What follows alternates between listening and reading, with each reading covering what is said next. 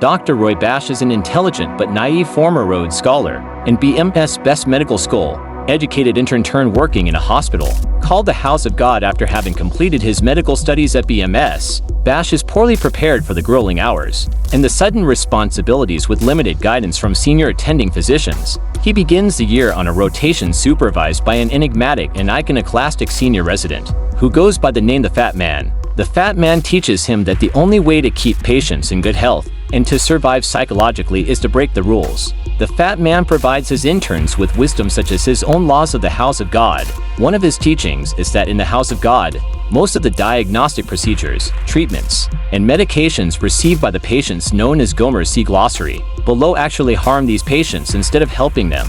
Bash becomes convinced of the accuracy of the Fat Man's advice and begins to follow it. Because he follows the Fat Man's advice and does nothing to the Gomers, they remain in good health. Therefore, his team is recognized as one of the best in the hospital and he is recognized as an excellent intern by everyone even though he is breaking the rules. Later, the Fat Man must leave for a rotation with another team. Roy is then supervised by a more conventional resident named Joe who, unlike the Fat Man, follows the rules, but unknowingly hurts the Gomers by doing so.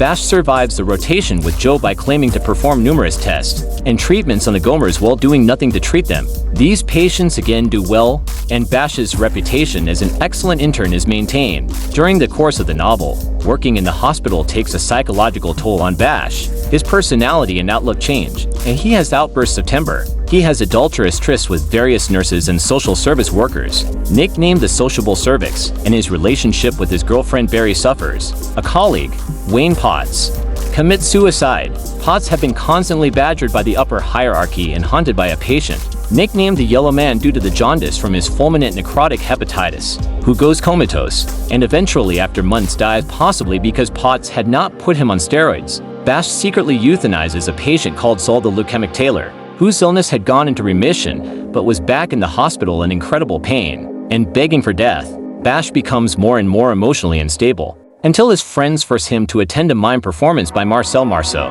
where he has an experience of catharsis and helps him recover his emotional stability. By the end of the book, it turns out that the psychiatry resident, Cohen, has inspired most of the year's group of interns, as well as to well-spoken policemen, Gil Heaney, and quick to pursue a career in psychiatry.